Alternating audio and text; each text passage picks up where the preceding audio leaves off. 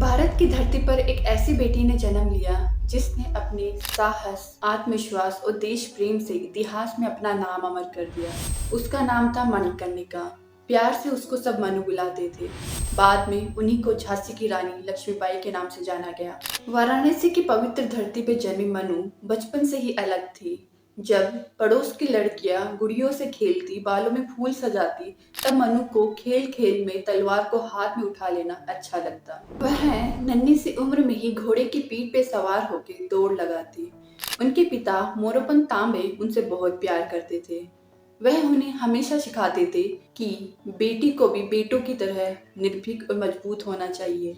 मनु के दिल में यह बात गहराई से बस गई। मनु की माता का देहांत कम उम्र में ही हो गया था, लेकिन उनके पिता ने उन्हें कभी अकेलापन महसूस नहीं होने दिया। मन्नू के भीतर जज्बा, उनकी मुस्कान में छुपा साहस और उनकी बातों में झलकती समझदारी सबको हैरान कर देती थी। जब मन्नू तलवार चलाती तो उनके हाथों में बिजली सी चमक आ जाती। उनकी सहेलियां डर जाती, लेकिन मन्नू के चेहरे पे सदैव सच्चा आत्मविश्वास रहता था।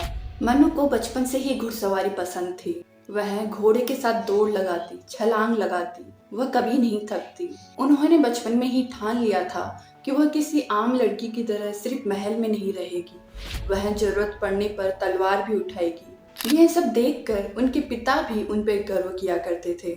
समय गुजरता गया। मन्नू की शादी झांसी के राजा गंगाधर राव के साथ तय हुई। उस समय मन्नू की उम्र छोटी थी। शादी के बाद मन्नू का नाम लक्ष्मीबाई रखा गया। झांसी की रानी बनने के बाद भी मन्नू ने अपना स्वभाव नहीं बदला।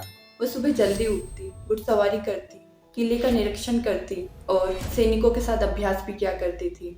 उन्हें ये देखकर खुशी होती कि उनके राज्य में अमन है, चैन है और उनकी जनता सुखी है। रानी लक्ष्मीबाई समझदार शासक भी थी। वह प्रजा की बातों को ध्यान से सुनती और उनकी समस्याओं को हल किया करती थी। उन्होंने राज्य की सेना को मजबूत करने का काम शुरू किया।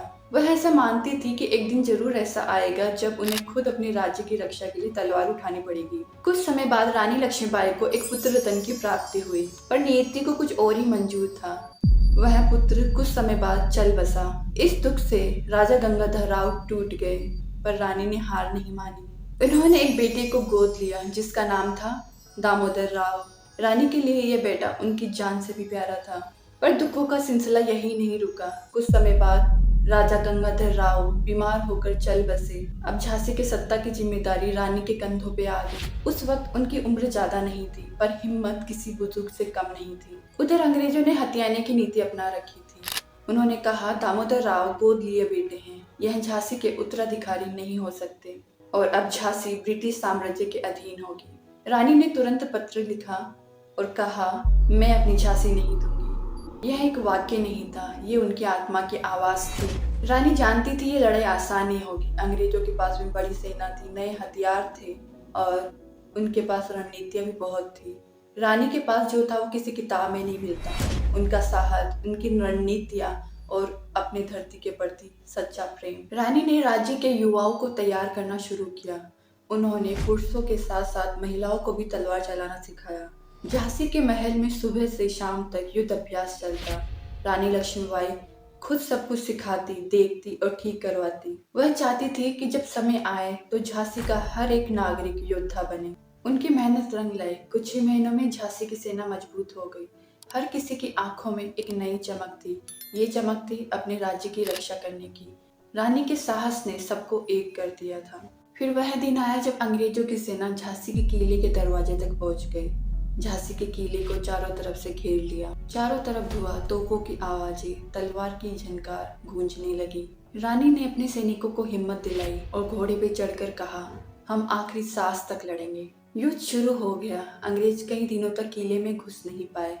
रानी के जितने भी लोग थे सब दिल से लड़े। रानी की तलवार इतनी तेज थी कि सब डर जाते थे।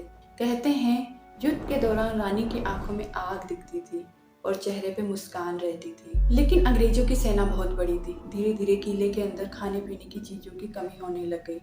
तब रानी ने सोचा, अब किले के अंदर बंद रह के कुछ नहीं होगा। उन्होंने अपने बेटे दामोदर राव को पीठ पे बांधा, घोड़े पे सवार होके कुछ विश्वासी सैनिकों के साथ किले से बाहर निकल गई। रानी का घोड़ा बादल बहुत बहादुर था।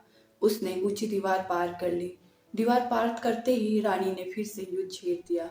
वह कभी ग्वालियर पहुंची तो कभी कालपी, लेकिन कहीं भी उन्होंने हार मानना नहीं सीखा। ग्वालियर में आखिरी बार रानी ने अंग्रेजों से लड़ाई की। उस समय उन्होंने अपने बेटे को पीठ पे बांधा हुआ था। रानी की तलवार बिजली की तरह चमक रही थी, पर रानी युद्ध में घायल हो गई। कहते हैं उन्होंने अंतिम सांस तक तलवार को हाथ से नहीं छोड़ा।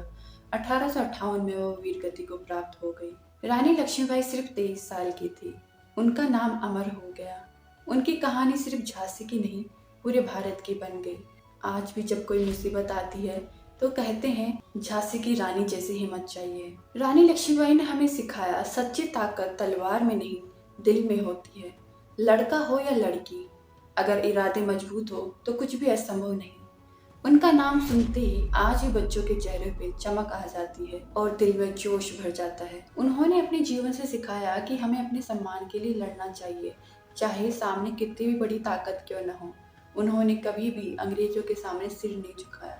उन्होंने कहा कि मैं अपनी झांसी नहीं दूंगी, और सच में बस झांसी छोड़कर भी हारी नहीं, बल्कि अमर हो गई। आज भी उनकी मूर्ति झांसी के किले में खड़ी है, घोड़े पे सवार, हाथ में तलवार, मानो जैसे कह रही हो, डरो मत, लड़ो।